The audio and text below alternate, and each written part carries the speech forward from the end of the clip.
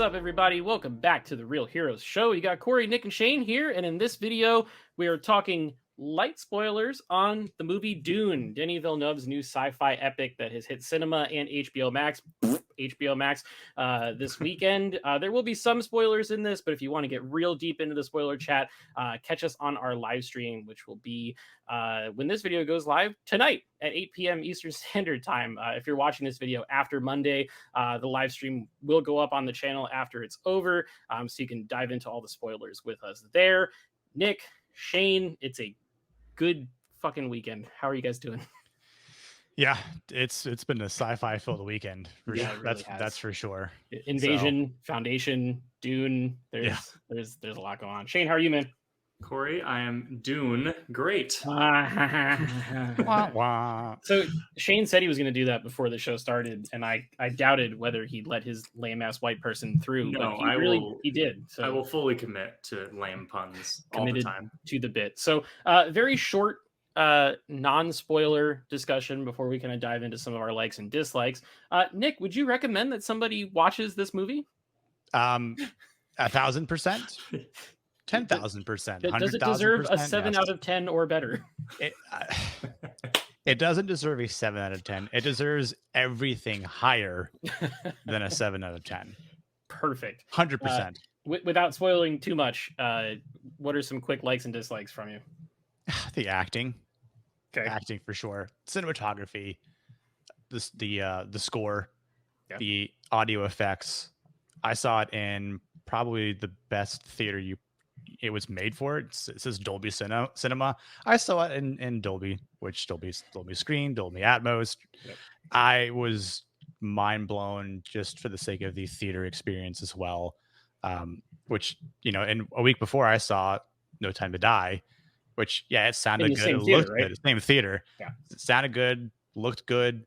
But seeing Dune in there was just an entirely different, experience. And to see something like that in that type of theater, it was incredible. And it just highlights more of the movie itself, what was put into it. I haven't watched it yet at home. Which I might do later tonight or something like that. But just once we're done recording, I'm going just to see. So I mean, again, I imagine it'll probably be somewhat of a similar effect since I have a decent home audio surround. So I'd say I expect some of that. But yeah, incredible. Anything you didn't like? That it ended. Like I just wanted more. I knew it was. Fair. I knew like when it was about to end because I could just feel where it was in the story, and you can hear like the crescendo of the music, and I'm like, damn, it's about to end. And it went to black, and I'm like, damn it, no. You Vadered at the end of episode 3. Yeah, no. But yeah, I again, even only seeing it one time, I can't think in a non-spoilerish way what I didn't like. Okay. Fair enough. Well, we'll save your dislikes for the spoiler section then. Shane, how about you, buddy? All right, I'll preface this by saying I've not read the book. That's true. None of us have. None of us have. No. I intentionally did not read the book because I didn't want to be spoiled on anything that happened. I wanted to see it cinematically. I am a huge Denis Villeneuve fan. I love all of his movies. Arrival is one of my favorite movies in the past decade. I love Blade Runner 2049 as well. So going in, I was very scared because I was like, I need to like this movie. Sure. And in fact, I didn't like it. I loved it. Yay! I loved this movie. God. Still in my black heart. For a minute? You did. You're such a dick sometimes about movies. So I get nervous. Like when you were sitting down in the theater, I think you saw it on Friday night, and you were like, "All right, see you on the other side." And like for 2.5 hours, I was sitting on pins and needles. Like, Shane's not gonna like it. I know he's not gonna like it, and then I'm gonna have to fly to Texas and fight him over it. So I mean, as Nick mentioned, it's technical perfection. This is just like everything about it is done at a 10 out of 10 level in terms of the technical aspects. If it doesn't win a bunch of Oscars, I'll be very surprised. Same. The production value is about as high as you could get. There were a couple things that, like, CGI wise weren't like tip top, but like I was willing to let it go because everything else looks so good. Right.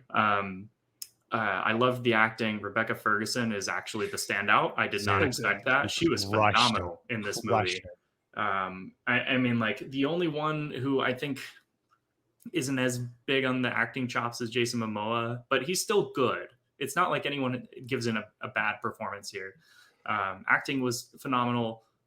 Really, I guess the only thing I disliked, and this is something that is not really a spoiler, is that it's a beautiful half a movie. Sure. So it's very different. It's very kind of unprecedented that we have a movie going into it where they're making half the movie and the second half has not been greenlit.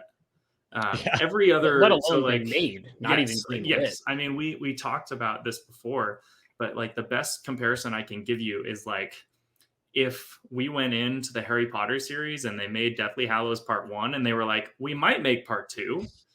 And it's like, how would you feel? The first movie of Deathly Hallows Part 1 is structured almost the exact same way, where it's a very like well done, elaborate Act 1. Yep. Sure. And like it is weird to have a movie that does not have like a triumphant third act. It's like very much leading to a second movie. It's not like Lord of the Rings, where Fellowship has a clear like 3-act structure, and then but it's still setting up the next one. And then Two Towers has a very clear 3-act structure, and then it sets up the next one. This is very much like if you took a 5-hour movie and chopped it right down the middle and then said, this is the movie. Sure. And it was weird that they marketed it that they didn't market it that way. They marketed it as Dune. Go see Dune, not Dune Part 1. But then you go into the theater, and this is also not a spoiler, but the very first title is Dune Part 1. Yep. So it's like, oh, okay. They're very self-aware of it. It's just strange. Yeah. And it's interesting because Denny said that he wouldn't make the film unless Warner Brothers agreed for it to be made in 2 parts. The CEO of Warner Media has gone on record saying, like, someone asked her, is there going to be a sequel? And she's like, watch the movie. If you watch the movie, it's pretty clear where we're going with this, but they just haven't out and said, yes, part 2 is coming yet, which is why we're all terrified. But fear is the mind killer, and we need to it certainly is not be afraid and just have faith. We talked about this before, but like my theory is that they just want people to go see the movie, and they're like kind of holding it hostage and dangling the carrot. They're like, go see it or else we won't make this second act. Right.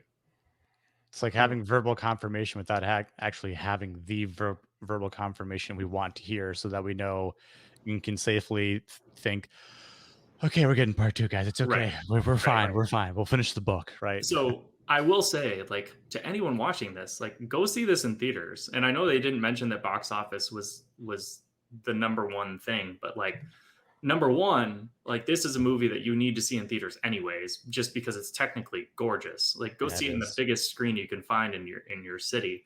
But number 2, like, this is an industry that is hurting pretty badly right now. So definitely, like, if you want to support good filmmaking and good movies, definitely go see this in a theater and pay money to go see it.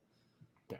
If you can, if you feel safe, if it's a situation where you don't, no one's going to judge you. It is available on HBO Max, and that's a different way that you can vote with your wallet. You know, buy a subscription if you don't have one. Make sure to watch it so that way it gets the click and let it run all the way through. I saw some tweets about people like watching it on HBO Max and then stopping halfway through and then like picking it up a day later. And I'm like, one, that could like completely fuck the reporting on what they're talking about, and 2, like, if you know you're going to watch this, treat it like you're at a theater. Go, okay, I need to block out 2.5 hours to watch. Don't sit on your phone.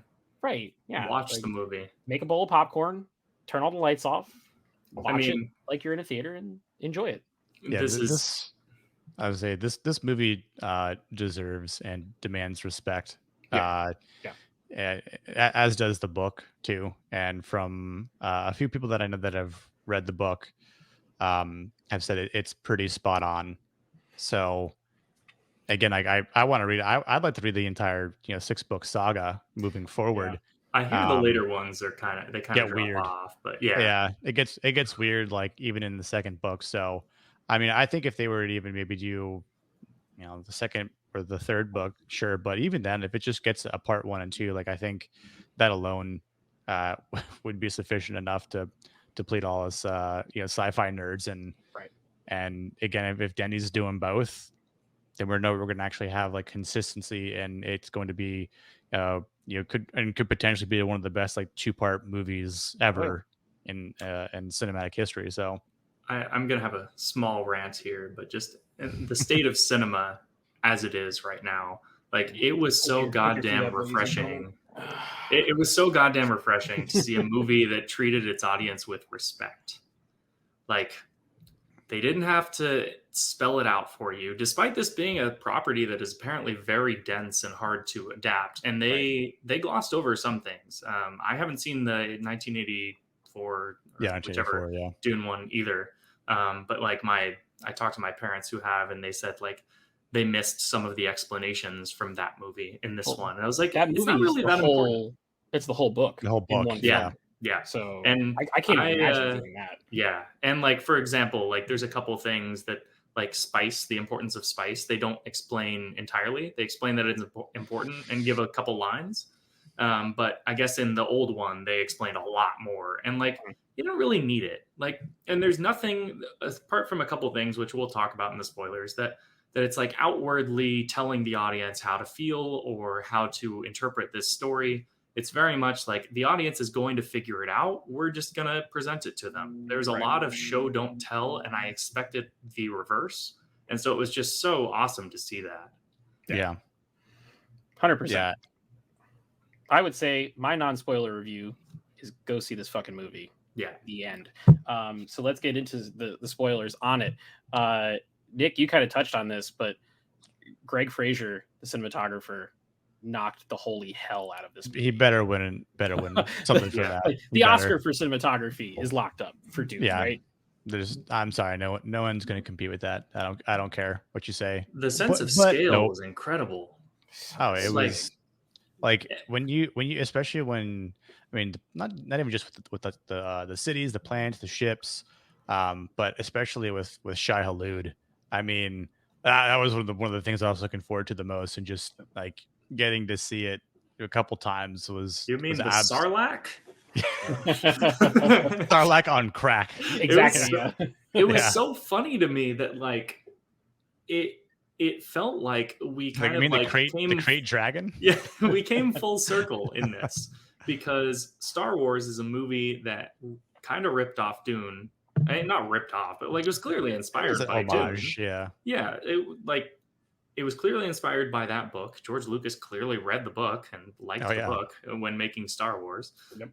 And then like we got things in this movie that felt kind of Star Warsy. So it was like it's almost like the book inspired Star Wars, which inspired the movie of the book, which was cool. It's like poetry, Shane. It rhymes. Absolutely. I like the fact that I was going to say this joke for the live stream, but I'm going to say it now.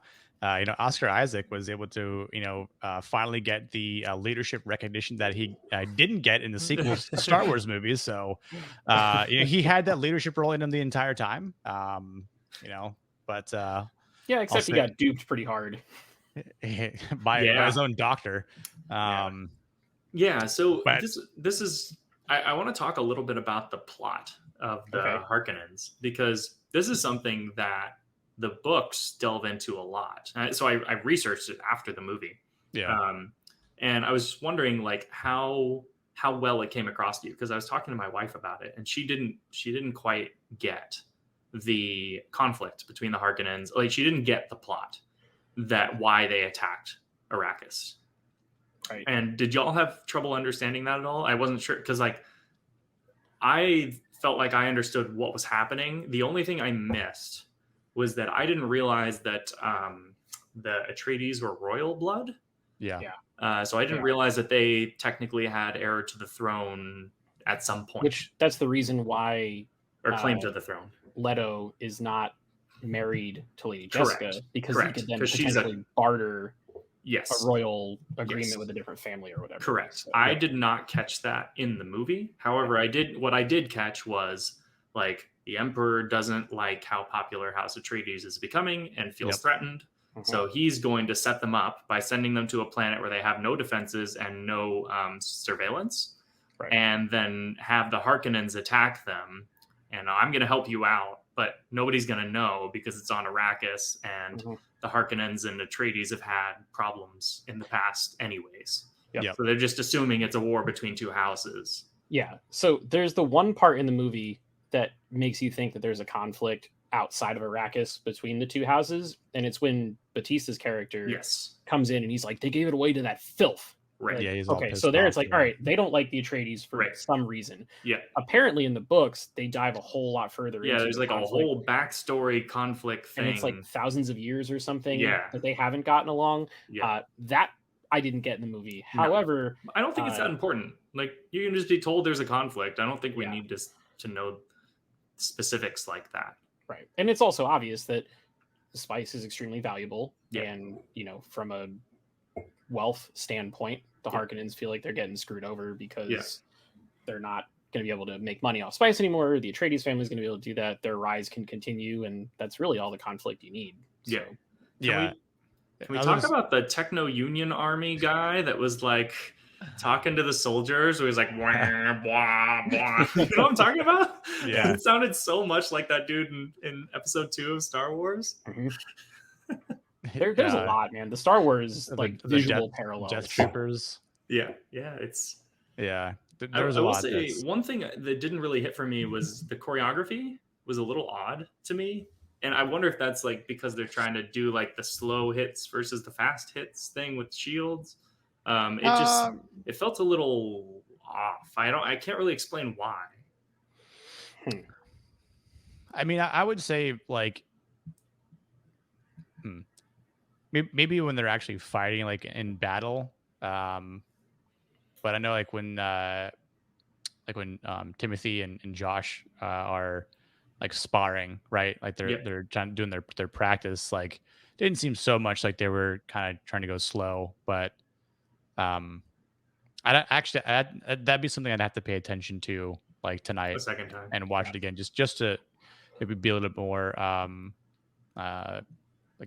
just pay attention to like the detail at that point. Right. But that's the joy of a movie like this, though, is that you'll probably get more out of it with subsequent watches. Yeah. There's other movies you watch one time and you're like, all right, I'm good. I don't need to see that again anytime soon. This one, I'm like chomping at the bit to watch it again. Watch it again, which is I'm going to see it in IMAX on Tuesday. Nice. Because I'm like, I need to see it now on that giant format because I didn't see it on it when it first came out. So immersiveness, obviously we've kind of touched on that. It just, the movie wraps around you and doesn't let go. Nick, I know you mentioned this. Shane, what were your thoughts on Hans Zimmer's score? I thought it was good. It didn't stand out to me so much, which I mean, I guess is good and bad. I thought it fit, but there wasn't like a theme in this movie where I was like instantly like gotta listen to it again. Like something like The Dark Knight, where it's like, you know, that movie theme is like famous at this point. I didn't really get that from this. It was all very well done. The one part with the loud like tribal shouting. I think that the stuff that's on like the theme that's on Arrakis is what I can still hear in my head. Like, but and the drums. To me, it was like yeah. The only thing that stood out to me was the bagpipes, which was cool.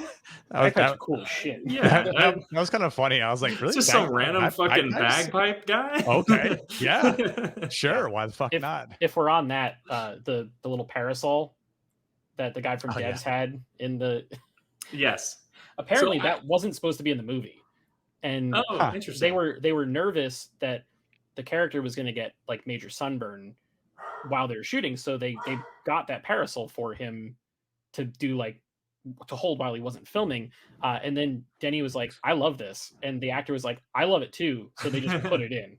I will say this is the problem with movies like this, and this is the IMDb in me coming out. But when I saw the movie, I spent the first 10 minutes of the fucking movie trying to figure out where the fuck have I seen that guy, and it was Devs. And I could not place it for like 10 minutes, and it was driving me nuts. And so I was like half paying attention while trying to figure out where the hell this guy has been. Which he's great in Devs too. Devs is great. If you're a sci-fi lover, definitely go see Devs. It's great. It's on Hulu now, I think, right? Yeah, it was FX originally. Yeah. So, Yeah, really good stuff there. You guys touched on Rebecca Ferguson already. She's She's phenomenal. phenomenal. Yeah, Yeah, But she when it is. comes to her, the dynamic between her and Paul it was good. was Yeah. fantastic. Yes. When you look at these movies, it is very, very, very, very traditional that the father-son dynamic is great Yeah. and the mother-son dynamic kind of falls short. But I thought they were about equal, maybe I even thought a she little was bit better. stronger. Yeah. The bond between the two of them. Yeah, because like his whole purpose is because of her. Yeah. Like, I mean, I guess he's the heir to House Atreides, but like everything that's important about his journey, like the voice and, you know, being the one The or Messiah, whatever, yeah. is because of her and because she made the choice to have a son instead of a daughter. And I thought that was super interesting. I thought their dynamic was great. And honestly, like, oddly, it feels like she's almost more of the main character than Paul is, right? Because like Paul, a lot of what he does is not really it's kind of reacting. He's not as much of an active protagonist, and I guess he becomes that in the second half of the Sure. book and like in the third act of this movie. But the first act of the movie is very much like a direct result of the choices of Jessica Mhm. to, you know, have a son and train him this way because he could be the one, and she is harboring him to his place. Yeah. The stuff that happens in the past before this movie happens impacts the present greatly. It's not Yeah. like you get dropped in at the very beginning of a story. Right. You're getting dropped in after a whole bunch of stuff has already happened. Yeah. And a lot of this movie is kind of putting all those chess pieces out on the board and letting you see them before whatever happens in part two, you know, as long as it happens. Yeah. So one other thing I really loved, the Harkonnens are just like straight up evil. I feel like he's so fat he floats. yeah, the trend nowadays is to have villains that have like a shade So of gray, helium. right? He's not great. Thanos, Killmonger, like it's like the hot Marvel thing right now. To like Loki is a villain, but everybody loves him, right? Right. In this movie, Yep. the Harkonnens are just all awful, and Yeah. like you're actively rooting against them succeeding, which I think is pretty great. Let's go into. I know there's probably a couple very nitpicky dislikes that Shane's got. My dislike is that part two has not been greenlit. Yeah. That's my main one. The second one I had was that we didn't get enough of some of the characters Agree. that I would have liked to have seen more of. Yeah. Like Dave Bautista's character, Josh Brolin's character. I know Zendaya's character is supposed to have a whole lot more in part two. So I won't really put her on that list. But same thing with Javier Bardem. I think he's a terrific actor. So I think he's gonna be big in the second one. But I think Honestly, he'll be big in the second part. I needed more Jason Momoa. Well, listen, Duncan, Idaho. About Gurney and Duncan. I'm not even going to say anything. I know something you don't know. Book stuff. Yeah, book stuff. Yeah. Which I'm not even going to spoil here for you guys. Good. But Well, I will go by the rule of cinema, which is if you don't see a character die, then he's not dead. Sure. So I assume Josh Brolin is going to have a large role in the second act. Sure. And there was a little, like a, God, what was it? Like a foreshadowing. But are they dead if they die in the movie, though? That's the other question. Oh. That in mind, one of my favorite parts of the in the movie was when when Duncan just murks like dozens of troops in that hallway. Like he got a hallway scene. And then he's another hallway scene in the movie. he gets stabbed and he gets back up and he just starts slicing them down. I thought I was like, yeah, it was the Boromir effect. 3 giant arrows, just takes 3 stabbings to down them. It felt very similar. No, yeah, absolutely. It's funny too because Greig Fraser shot it. So he shot this hallway scene, he shot the Vader hallway scene in Rogue One, and he shot the Batman hallway scene in the trailer with all the gunshots going off in the dark. He's like the hallway guy. He's the hallway guy. I just imagine him on set. What if we had a hallway? I love it. Hey Denny, do you have any idea like for a hallway scene? Because I'm your guy. Yeah.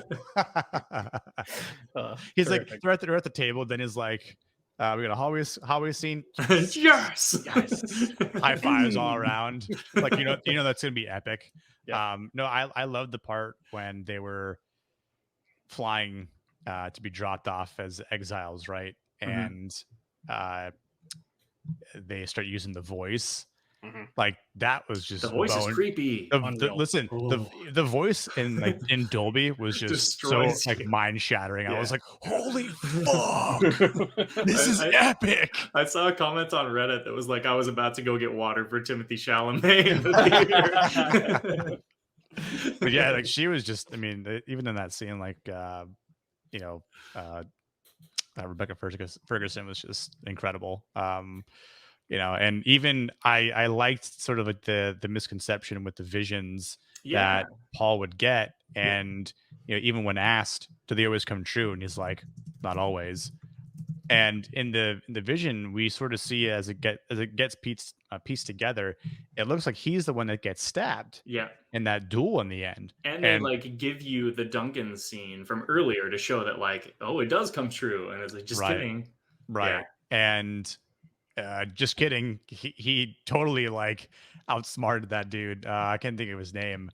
But that was really good. Like it looked like he was just toying with him. And Javier Bardem's, he was like, the boy is just toying with him. And never like, killed a man. That's his. Yeah. And she's like, he's never killed a man until that's his. I will say, like, since you are one of us now, we're in dislikes. I will say it felt weird to have like the big third act of a movie be like this little sword scene. It which felt like I guess it got smaller. Yes, as it went on, right? It did, and that was weird. Which I get why, but it's weird. It feels weird in a movie. I think if anything, it was to sort of condense the importance of why this happens. Yeah, right? No, like, I totally because get the point of it. Yeah. It's just like it's no Helm's Deep, right? Or the Uruk-hai battle and the end of Fellowship. Like there's no big bombastic third act. The third act is two people fight to the death for 30 seconds. But this is really like after Boromir dies, essentially. It right? is, like, but we didn't have a battle. We had two guys. I get it. And like I get it. Like so it's Aragorn and Lurtz basically, like and this is where it's like it's hard. It's hard to review this movie. Dune a dying because by any oh man, that was we like to have fun here. But like by any typical like movie structure formula, this movie doesn't work because it's half a movie. Yeah. So like you're getting this, third act. It's very much like Deathly Hallows Part 1, where it's like they destroy the first Horcrux or whatever in Act 1. It's like, oh well, you've got 6 more in Act 2 or however many there are, I forget. But like the ending of that movie, I guess you've got the spoilers if anyone's not caught up on Harry Potter, but Dobby dies, and that's like the little emotional moment. It's all the movies are on HBO Max. Come on, yeah, that's right. But like the ending of that movie is like in the Malfoy Manor. Yeah, it's like it's not really a big thing. So it felt kind of similar in that way, and that's why I keep comparing it to that movie, is because it's like it's very much a setup movie. Yeah, that's just what feels weird about it. Doesn't the movie actually end with Voldemort getting the wand? Yeah. So it actually even has more oomph than the end of this one, if you think about it. Yeah, that's like a more pivotal part of the story. It's like this one. It's like he's accepted by the tribe. I forget what they're called. Fremen. Yeah. Fremen. Yeah. And he's about to. It's also kind of Lawrence in Arabia-esque. Yeah. Like the first half of that movie, but it's actually very similar to that movie if you think about it. Yeah. I can see that. But yeah, it's just it's a weird movie. All of my dislikes are pending a second act. Sure. I guess my other dislikes would be like I needed a little bit more emotion between the characters. We had the mom and son thing. I needed for that moment for when Duncan Idaho dies, I needed an earlier scene where like we see Timothee Chalamet with Duncan in like doing something that's not just like talking with the ship. Dude, do you not see the two of them run and smile at each other and hug? Yeah, they every do. Single time they see each other. Yes, but I thought that relationship. It's like that's not. That's telling us the relationship. That's not showing us the relationship. We need a scene where like they do something and hugs together. Are not words. That's not telling. That's showing. But what I'm saying is, like they are we don't see why that relationship exists. We just are told that it exists, if that makes sense. It's the same thing that we bitch about in Foundation, where it's like these two characters are in love and we're just told they're in love, Oh, we're gonna but bitch we about don't that see later. why they're in love. It's like that. But like we aren't shown why Duncan and Paul are friendly, and like we don't have that relationship aspect of them earlier, and because of that the death didn't hit that hard for me, and I think it would have if we spent a little more time with them together. And that's one of those things that I'm sure it's in the book. I'm sure Probably. there's extended scenes in that they filmed and they just had to cut them because it's a 2.5-hour movie. Yeah, I want a already. 3.5 hour extended cut. Yeah, He's give me- not give me doing the- it. He He's already not? said. Ah. He said the cut that you see on screen is the director's cut, and that's the one you're getting. Nice. Rip. I can Sorry respect to shoot that. those down. He also doesn't believe in post-credit scenes. He publicly came out and said that he thinks those Well, are stupid. Also, So- Nick and I can go to war about the extended versions of Lord of the Rings, but we'll Oh, save that for yeah. another time. But Anyway, is there anything else you guys didn't like about this, or should we just like get on our knees and praise it? I mean, same as you. I dislike that there's no second act greenlit because it makes me a little nervous. Yeah. Yeah. I dislike that they didn't film them at the same time. I feel like that would have Yep. been way more efficient. It's weird. I don't know. This whole process is a little bit unprecedented, so it's hard to know how to feel. It is, but at the same time, I feel like the only stuff that got shot simultaneously that's ever worked is Lord of the Rings. Like any other movie, Yeah, like Pirates. Back to didn't the Future 2 and 3. Yeah. 3 doesn't work. Pirates Yeah. 2 and 3. 3 doesn't Yeah. work. Matrix Yeah. 2 and 3. 3 doesn't work. Like I don't know if Yeah. it's because... This one's got a book though. Yeah, Well, that's true. I think what they could have done, and again, it would have really, I guess, maybe been up to Denny in terms of what he wanted to actually include from the first book of Dune. But it's like with The Hobbit, right? There's a lot from The Hobbit that got into the movie but when it was made into a trilogy. And spoiler alert, the orc, God, I can't think of his damn name, that wants Thorin's head. He's not in the book that much at all. Like Right. he dies in the book and that's that. Like the battle for the five armies takes place, but he's not a part of that. And it's kind of like the translation from page to screen. What's changed? What's going to make a better movie Right. than the book? And again, I could get into all that, Hobbit, Lord of the Rings, into movies like for hours. But I think in the scope of what they could have done for this is shot it all. I think Shane, you and I are talking about that. Where like they should have just filmed all of it, save time, and save this debate, the wonder, the maybe not, and like if you're trying to save budget, film all of it, and then like hold off on the CGI for Act 2 until right? Because that's where most of the budget's going. Exactly, right? And I don't know if it would have made sense to make a trilogy out of this. Like every movie is going to be 2 hours and 15 minutes or something like that, where again you don't leave anything out. So if Denny's like, hey, look, everything that gets filmed is going into the movie. There's not going to be a deleted scene segment or an extended version. No director's cut. For Snyder people out there, like none of that. It's just this is the movie. I made 3 parts. It covers everything in the book. Yep. There's a couple things we changed, a couple things we may have like I don't even know if it would have been so much to add say like they picked like a couple things that might have come from the second book, but just to sprinkle it in. I don't know. He said there was some stuff they shot that got trimmed for like fat cutting purposes. He's already said they're holding for part 2. Oh, okay. Interesting. So he said they're not just hitting the cutting room floor. They're probably going to end up in part 2 when it gets. Well, that's good then. There was like a line in the trailer, like the very first trailer, where it's like, "Your father lost this planet. It's like he's getting a richer one. He'll lose that too." From like the box one, the box hand woman.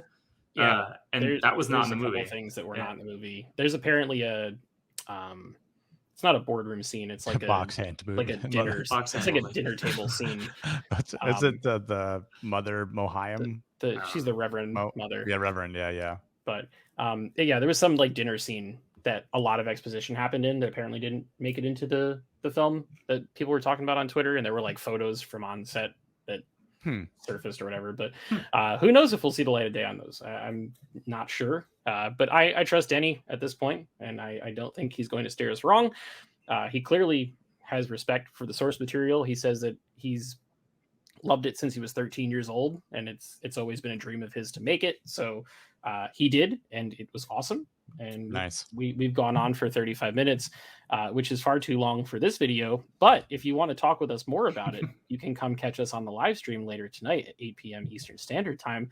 And if you're watching this video after Monday, the live stream will be up on the channel. You can go tune in, get more of our thoughts. We're probably going to go for like an hour and a half on that one. So guys, without any other words, just give me a number for your score. Nick, go first. 9. I'll go 9. Yeah. 9.5. Fuck it. I'm real close to 10. I'm like it. All right. So look at that, all higher than a 7. That is true. Look at that. Amazing. Yeah, so I think that's going to do it for this video. Again, if you'd like to hear more, check out the live stream. We're going to talk forever, answer questions, and go very deep. Nick has a dissertation on why a certain website's review of this film is not good. If that doesn't get you excited for this live stream, I honestly don't know what will. So definitely make sure to check that out. Drop us a comment on this one. Share your thoughts. Let us know. Did you see it in theaters? Watch on HBO Max? Did you enjoy it? What's your score? We'll answer every comment that comes through. If you like the video, like the video. If you haven't subscribed yet, please subscribe. We're working towards 1,000 subscribers, but we definitely need your help to do so. Check us out on social media, Real Heroes Show on Twitter and Instagram. We're just talking about Dune from here on out, so I'm not even going to talk about all the other stuff we got in the pipeline.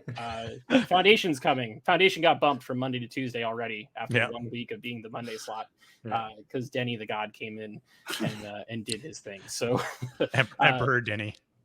Emperor Denny has stepped in. We're all living. This is October 2021 AD, which is now after Dune and not after death any longer.